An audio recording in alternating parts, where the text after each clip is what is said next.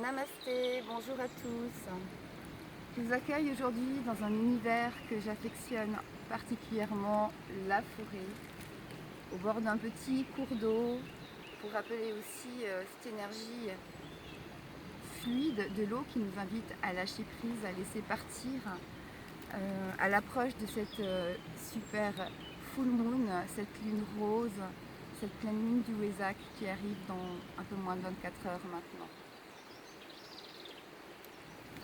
Pour moi, la nature a toujours été un endroit pour me ressourcer, pour me remplir, et particulièrement dans les moments les plus compliqués et les plus difficiles, il ne faut pas hésiter à y retourner.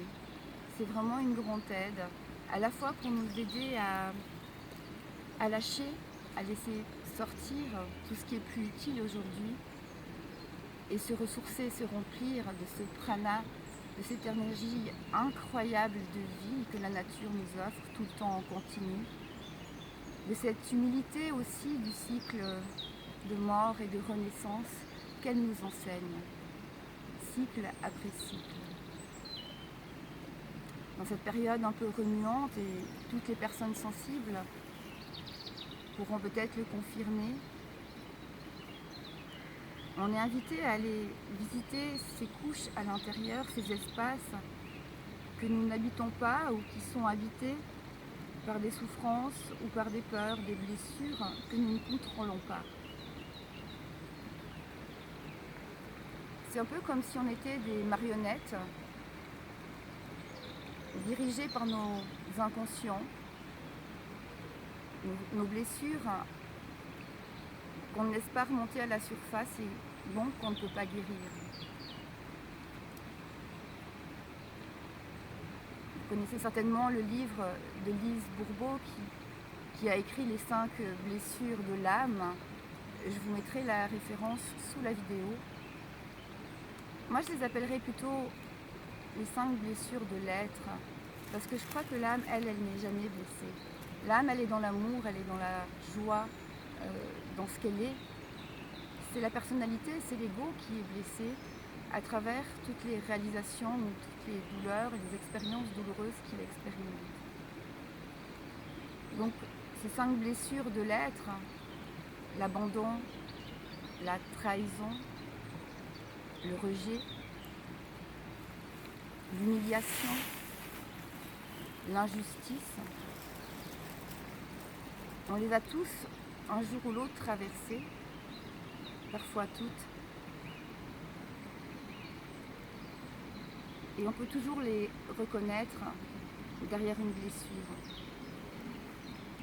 Ça demande du courage de soigner ces blessures, déjà d'aller les visiter, de les reconnaître, et c'est peut-être ça, je crois, le plus grand pas à faire, c'est de retourner le regard vers l'intérieur, plutôt que de chercher la raison ou les coupables à l'extérieur.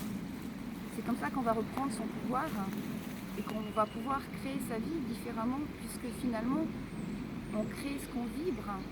Et si je vibre des peurs, du manque, eh ben, je vais créer des peurs, du manque autour de moi.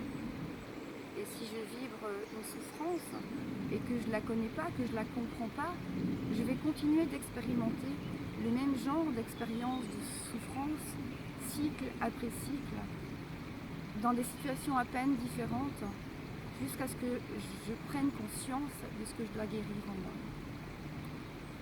Alors, les outils pour guérir, ils sont multiples, et aujourd'hui, pléthore de méthodes et de thérapeutes pour vous accompagner.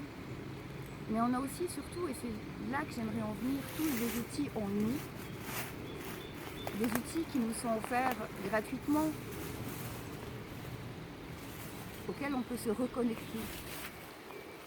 Et le premier de ces outils, c'est de s'arrêter, de faire une pause et d'observer. Quand vous venez en forêt, vous pouvez bien sûr aller vous balader, vous pouvez courir, faire du vélo, tout est bien. Mais si vous voulez vous ressourcer, si vous voulez vous connecter vraiment à votre nature profonde, prenez le temps. Pardon. vous arrêtez vers un arbre. Prenez le temps de rentrer dans vos ressentis, dans vos émotions, de demander de l'aide. La nature est toujours là pour nous aider.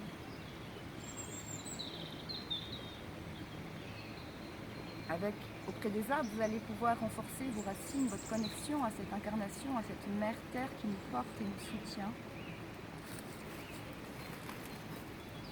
Et donc, je vais vous inviter et je vais partager avec vous finalement la façon dont moi j'aime entrer en connexion avec la nature et avec la forêt quand je me promène. Donc aujourd'hui, j'ai pris le temps de faire un petit hôtel pour pouvoir retrouver cet aspect toujours sacré en moi, me connecter à mon aspect sacré qui permet de connecter aussi plus facilement à l'aspect sacré de la nature. Et je voulais offrir ces 2 petites roses qui se sont offertes à moi, échouées sur une plage il y a une semaine à peu près, et les offrir à cet arbre magnifique qui a accepté de nous accueillir aujourd'hui et avec lequel je vais me connecter de cœur à cœur et que je vous invite à faire, si vous le souhaitez, vous-même, dans vos rencontres avec la nature. Alors, je me déplace.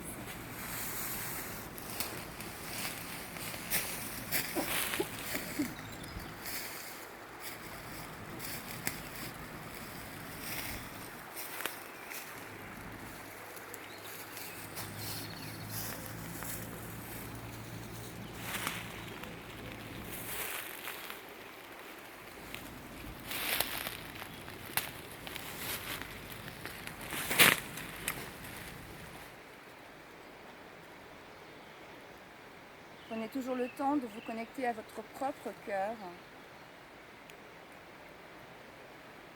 de vous enraciner, de sentir vos pieds et vos racines qui s'enfoncent profondément dans la terre. Bien sûr, vous aurez demandé la permission, vous serez entré en contact avec un arbre qui vous attire, qui vous invite auparavant.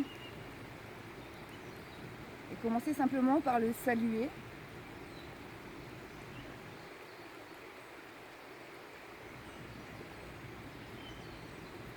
Le remercier pour sa présence.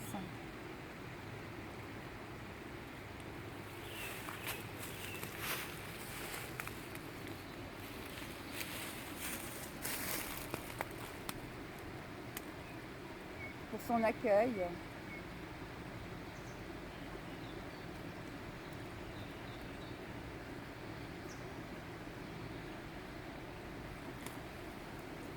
Pour éventuellement le message qu'il aura à vous transmettre.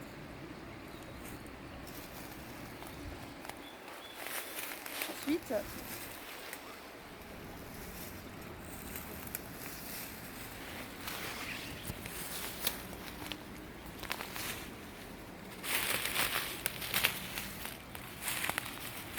vous pouvez faire le tour de l'arbre pour voir quelle porte d'entrée est la plus facile. Et moi, dans ce que je ressens aujourd'hui, c'est ici.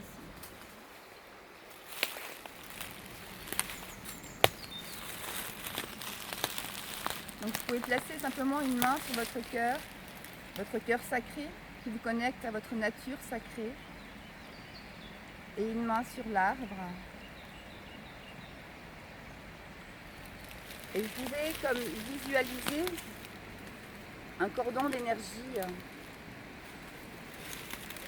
qui vous relie à cet arbre.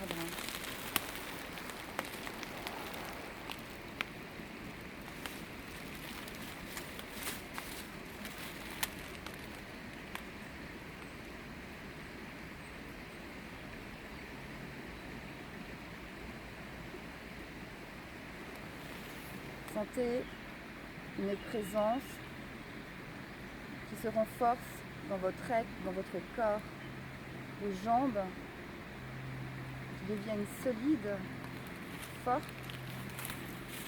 tout en restant fluides.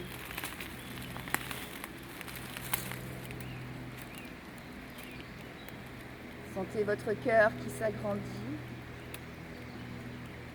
se dilate au contact du cœur de l'arbre.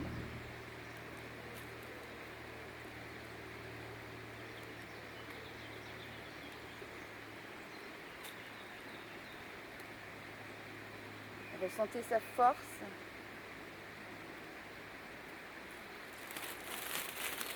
sa sagesse.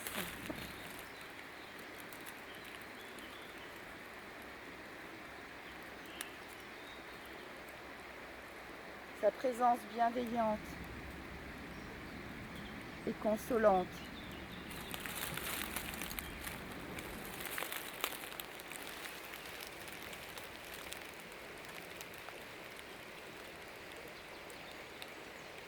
Demandez à cet arbre de vous aider à reconnaître,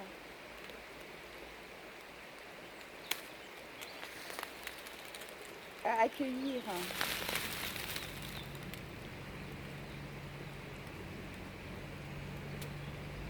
et à guérir vos blessures, vos doutes, toutes vos limitations.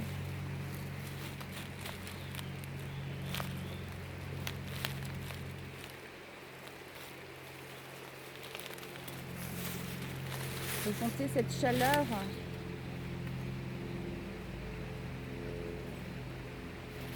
cette force qu'il vous transmet de cœur à cœur. Pour traverser les moments les plus compliqués, chaotiques de votre chemin de vie.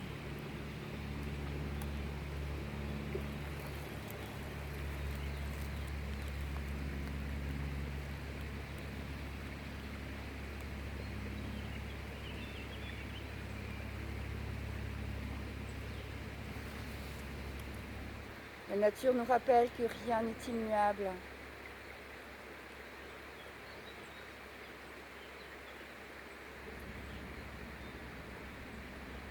Que tout est un cycle de mort et de renaissance, d'extériorisation et d'intériorisation, d'ombre et de lumière. N'ayons pas peur d'aller visiter ces parts d'ombre qui nous habitent. Apprenons à les aimer comme nos parts de lumière.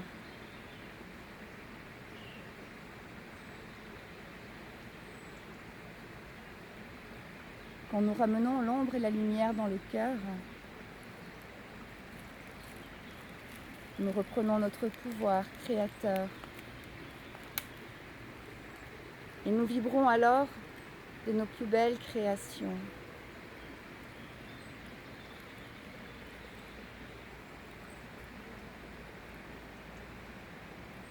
Gardez confiance.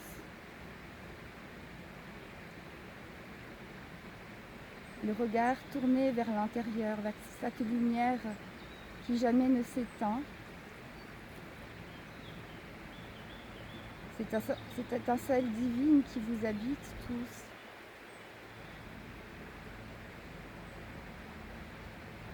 Nourrissez-la de vos passions, de votre temps, de la nature, des gens qui vous soutiennent et qui vous aiment, qui vous encouragent à grandir, à vous épanouir. N'oubliez jamais de ressentir une profonde gratitude pour tout ce que vous avez déjà, pour cette vie qui est offerte jour après jour, à un champ infini d'expériences. Gardez confiance, les yeux fixés sur votre lumière intérieure. Jamais vous ne pourrez vous perdre. vous ne pourrez que grandir et vous élever vers plus de lumière.